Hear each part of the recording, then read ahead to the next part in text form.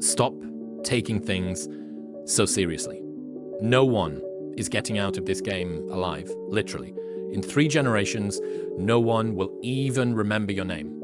And if that doesn't give you liberation to just drop your fucking problems and find some joy, I don't know what will. Life is inherently ridiculous and guaranteed to end sooner or later. So you might as well enjoy the ride. You are one decision away from changing your life. And you have to accept that. You're one new meeting, one new relationship, one new contact, one new action, one new decision away from shifting your life from where it is right now to a totally different place. So what's the decision? You already know. I could go backstage now. There's something you've been hesitating on. There's a contact you need to make, isn't there? There's a job you need to quit. There's a relationship you need to engage in. Maybe there's a relationship you need to leave. I don't know what it is, but I know there's a decision that you need to make to take you to the next level, just like I know that's true for me.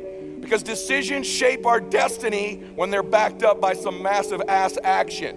There's some internal drive that you either have or you don't have. And if you have it, you won't quit. And if you don't have it, you're gonna quit.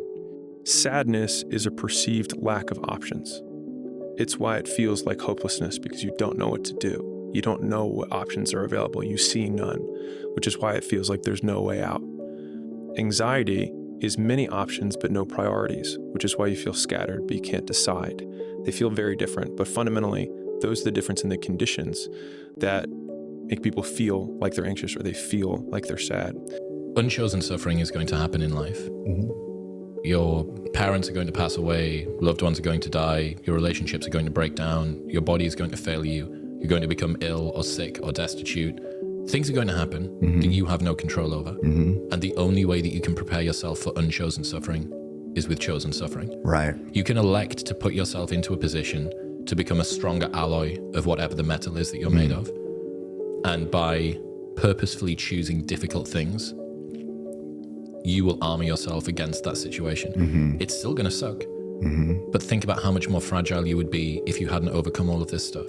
The 2 main things to make it in this world, you got to be good at what you do, and you got to be well liked.